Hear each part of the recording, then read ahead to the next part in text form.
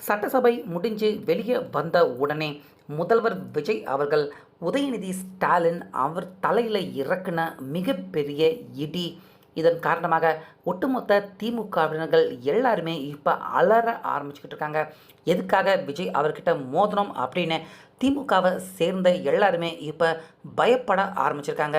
So அப்படிப்பட்ட ஒரு முடிவை தான் இப்போ முதல்வர் விஜய் அவர்கள் சட்டப்பேரவையை விட்டு வெளியே வந்த உடனே அடுத்த கணமே போலீஸார்கள் அவங்க எல்லாரையும் சந்தித்து அதிரடியான இந்த முடிவை எடுத்திருக்காரு. ஸோ இதனால் திமுகவினர்கள் எல்லாருமே தற்போது அலற ஆரம்பிச்சிருக்காங்க, பயப்பட ஆரம்பிச்சிருக்காங்க.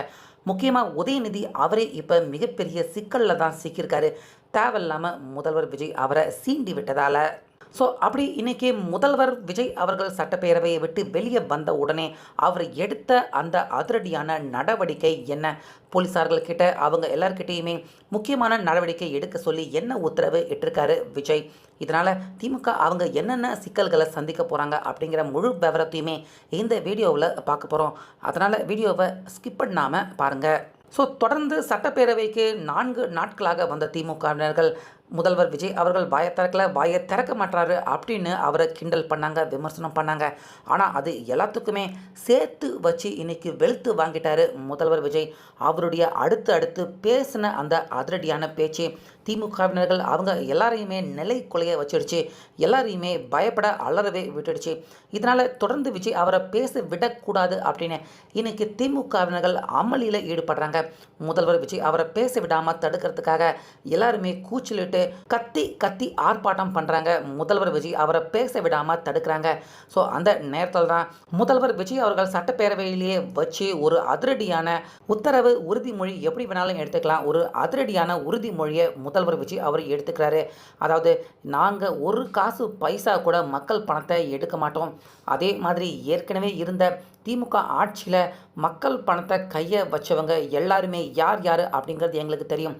அவங்க யாரையுமே ஒருத்தரையுமே சும்மா விட மாட்டோம், யாருமே தப்பிக்க முடியாது, நிச்சயமாக அவங்க எல்லாருக்குமே தண்டனை கிடைச்சே ஆகும் அப்படிங்கிற மாதிரி அதிரடியாக முதல்வர் விஜய் அவர்கள் திமுகவினர்கள் எல்லாருமே பயப்படுற மாதிரி பேசுகிறாரு.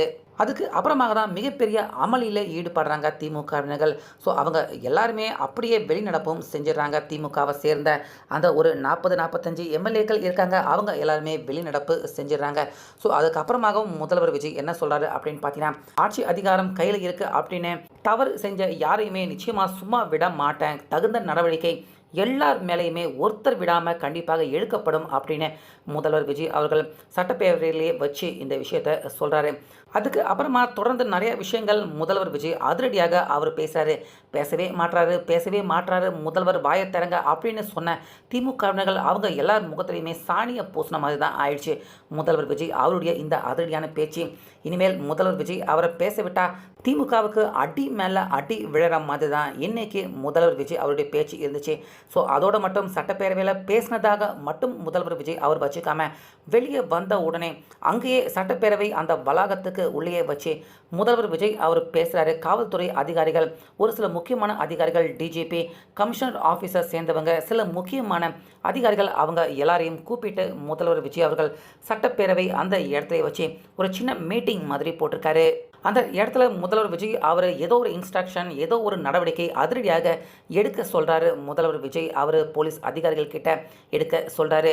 அதுக்கு போலீஸ் அதிகாரிகள் எல்லாருமே சரி அப்படின்னு இவர் முதல்வர் விஜய் அவர் சொல்கிற அந்த நடவடிக்கைக்கு உடனே நடவடிக்கை எடுக்கப்படும் அப்படிங்கிற மாதிரி அந்த உறுதிமொழியை போலீஸார்கள் அவங்களும் கொடுக்குறாங்க. முதல்வர் விஜய் அவரும் பார்த்தீங்கன்னா கையை அசைச்சி பேசுகிறாரு. அதாவது சட்ட பேரவையை காட்டி பேசுகிறாரு. போலீஸார்களும் சரி உடனே நாங்கள் நடவடிக்கையில் இறங்குறோம் அப்படின்னு ஏதோ ஒரு விஷயம், ஏதோ ஒரு அதிரடி உத்தரவு முதல்வர் விஜய் அவர்கள் போலீஸார்களுக்கு அந்த கட்டளையை இடுறாரு. போலீஸார்கள் அவங்களும் உடனே நாங்கள் களத்தில் இறங்கி வேலை பண்ணுறோம், உடனே அதிரடியாக நிச்சயமாக நடக்கும் அப்படின்னு போலீஸார்கள் அவங்களும் பார்த்தீங்கன்னா முதல்வர் விஜய் அவருக்கு வாக்குறுதியை கொடுக்குறாங்க. அந்தளவுக்கு முதல்வர் விஜய் அவர்கள் அதிரடியாக போலீஸார்களுக்கு ஒரு முக்கியமான கட்டளையை அவர் இன்னைக்கு இட்டிருக்காரு.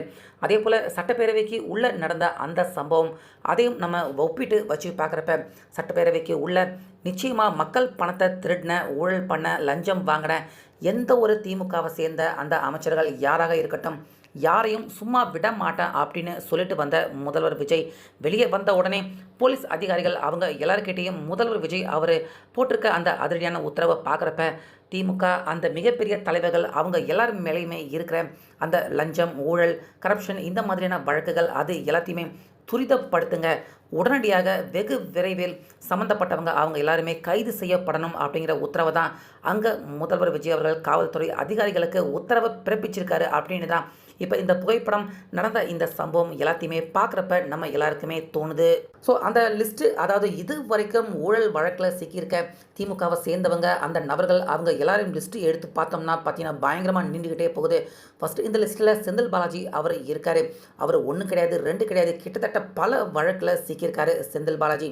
அவர் மட்டும் கிடையாது, அடுத்ததாக KN நேரு அவர் மேலேயுமே ED ரெய்டு அதிகாரிகள் விசாரணை பண்ணுறதுக்கு உள்ளே வரத்துக்கு தயாராக இருக்காங்க. நம் தமிழக அரசும் அவங்களுமே அனுமதி கொடுத்துட்டாங்க. ED ரெய்டு அதிகாரிகள் எந்த நேரத்தில் வேணாலும் உள்ளே வரலாம், KN நேரு அவரை கைது பண்ணலாம். அதே போல் அடுத்தபடியாக பார்த்தீங்கன்னா மேயர் பிரியா அவங்களுமே அந்த 4000 கோடி ரூபாய் பேக்கேஜ் விஷயத்தில் அந்த சிக்கலில் மேயர் பிரியா அவங்களுமே சிக்கியிருக்காங்க. அதே போல் அறநிலைத்துறை அமைச்சர் சேகர் பாபு அவரும் பார்த்தீங்கன்னா பல கோயில்களில் கிட்டத்தட்ட 1000க்கும் அதிகமான கிலோ தங்கங்கள் காணாமல் போயிருக்கு, கணக்கு வழக்கு எல்லாத்துலேயுமே குளறுபடி இருக்குது அப்படின்னு சேகர் பாபு அவருமே ஏதோ ஒரு சிக்கலில் தான் கண்டிப்பாக இருக்கார். அதே போல் இந்த பக்கம் உதயநிதி ஸ்டாலின் அவருமே இதுக்கு முன்னாடி நடந்த டாஸ்மாக் ஊழலில் அவரை சுற்றி இருக்கிறவங்க ரதீஷ், ஆகாஷ் பாஸ்கர், விக்ரம் ஜோஜோ இப்படி இவங்க எல்லாருடைய வழக்கு அந்த பிரச்சனையில் உதயநிதி ஸ்டாலின் அவருமே கூட பார்த்திங்கன்னா அவங்க எல்லாருடைய அந்த தொடர்பில் இருக்கார். அப்படிங்கிறதால உதயநிதி ஸ்டாலின் அவருமே கூட சிக்கல் பிரச்சனையில் தான் இருக்கார். அதே போல் திமுக தலைவர் ஸ்டாலின் அவருக்குமே கூட பார்த்திங்கன்னா பிரச்சனை இருக்குது. அவருமே 2011 அப்போது நடந்த எலெக்ஷனில் குளறுபடி செய்து தான் அவர் ஜெயிச்சார் அப்படிங்கிற அந்த வழக்கு விசாரணை கூட பார்த்திங்கன்னா நம்ம தமிழக கோர்ட்டில் இன்னும் வழக்கு போயிட்டுருக்கு. அந்த விசாரணை கூட ஸ்டாலின் அவருக்கு எதிராக தான் போயிட்டுருக்கு. தமிழக அரசு நினச்சாங்கன்னா நிச்சயமாக அந்த வழக்கை துரிதப்படுத்தலாம், சீக்கிரமாக விசாரித்து முடிக்க ஒரு அழுத்தம் கொடுத்தா போதும்.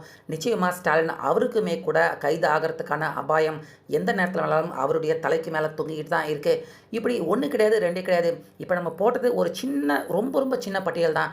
இன்னும் நம்ம கண்ணுக்கு தெரிஞ்சு கண்ணுக்கு தெரியாமல் இருக்கிற ஒவ்வொரு ஊராட்சி, நகராட்சி இப்படி எல்லா இடத்துலையுமே இருக்கிற திமுக கவுன்சிலர்கள், MLAக்கள் இப்படி நிறைய பேர் இருக்காங்க. நிறைய பேருடைய லிஸ்ட்டு பார்த்தீங்கன்னா நீண்டுக்கிட்டே போகுது.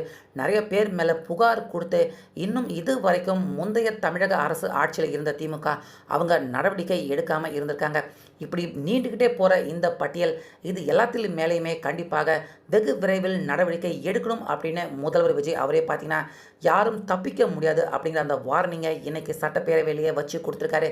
ஸோ முதல்வர் விஜய் அவர் கொடுத்த இந்த எச்சரிக்கை ஒவ்வொரு திமுகவினர்கள் ஊழல் அராஜகம் செஞ்ச எல்லாருக்குமே ரொம்ப பெரிய பயத்தை கொடுத்துருக்கு. பத்தாக்குறைக்கு சட்டப்பேரவை வெளியே வந்த உடனே அதிரடி ஆக்ஷன் நடவடிக்கையில் முதல்வர் விஜய் அவர் இறங்கியிருக்காரு.